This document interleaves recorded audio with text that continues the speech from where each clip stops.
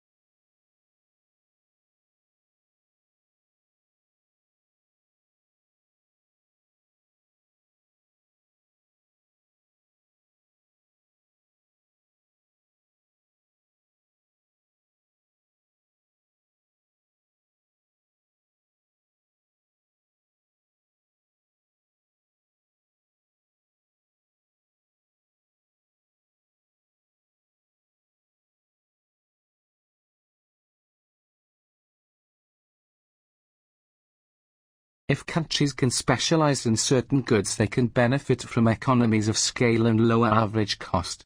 This is especially true in the industry with high fixed costs or that require a high level of investment. The benefits of the economy of scale will ultimately lead to lower prices for consumers and greater efficiency for exporting firms.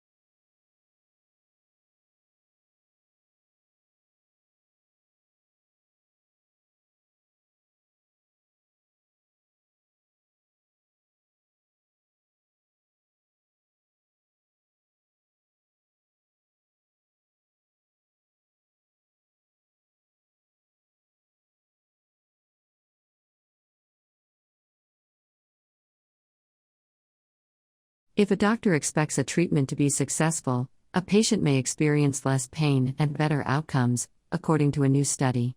The findings reveal how social interactions between hypothetical healthcare providers and patients have the power to influence how patients perceive the effectiveness of a treatment, even when it is a placebo.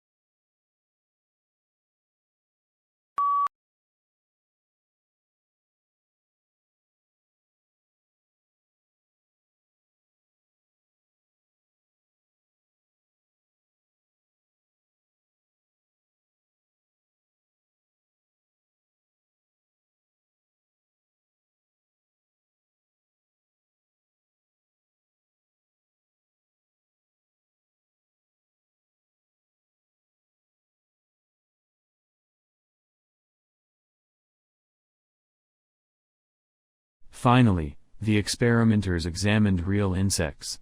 To see if leg adhesion might also play a role in the walking coordination of real flies, they put polymer drops on the flies' legs to cover their claws and adhesive pads, as if the flies were wearing boots, and watched what happened. The flies quickly began to use bipod-like leg coordination similar to the one discovered in the simulation.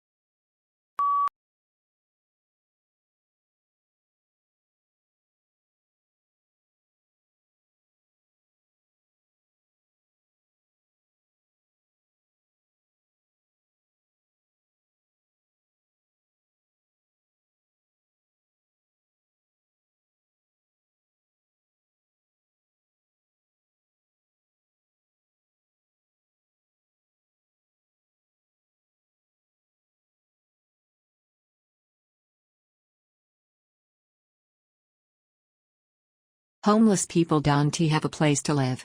They sleep in parks and under freeways. Some homeless people ask strangers for money. They use this money to buy food and personal items like clothes, soap, and toothpaste. Some homeless people use the money to buy alcohol or drugs.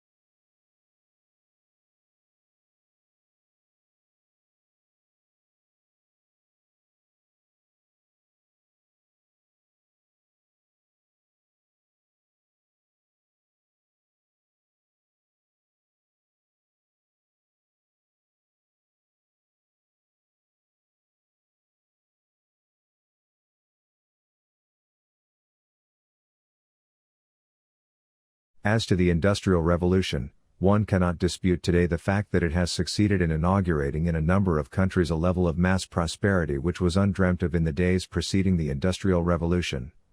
But, on the immediate impact of Industrial Revolution, there were substantial divergences among writers.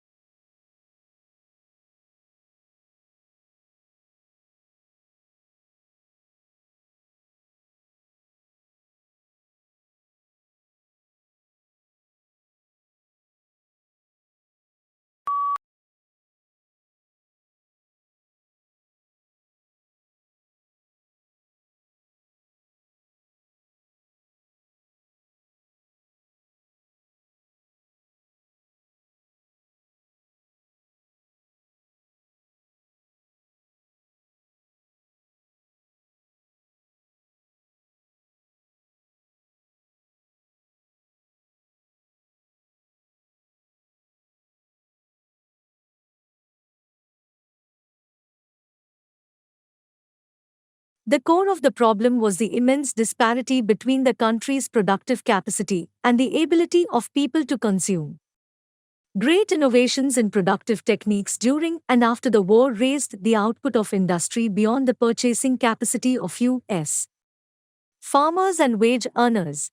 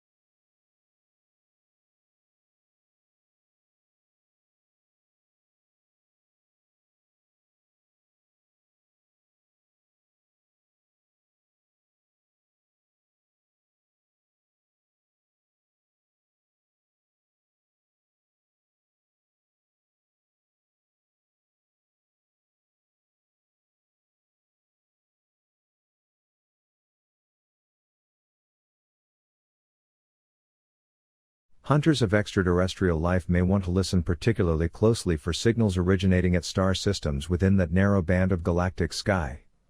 Advanced civilizations there may have already detected us using the transit method, they say, and may now be sending us a message. You might think of this paper, then, like a treasure map, for intelligent life.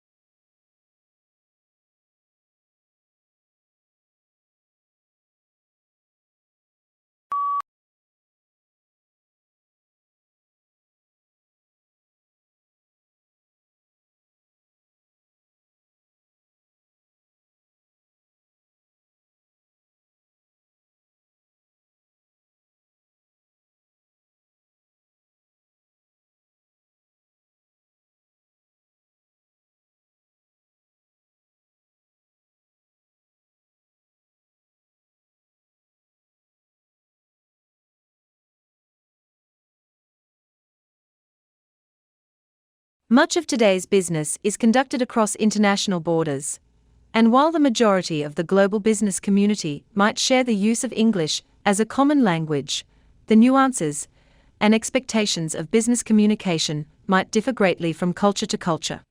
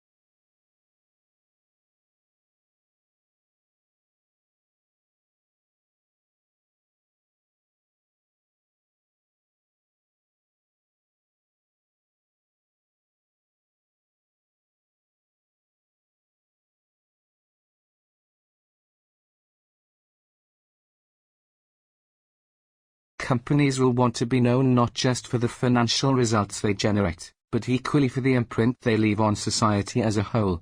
First, ensuring that their products contribute positively. Second, operating in a way that approaches a neutral impact to the natural environment. And third, cherishing their people.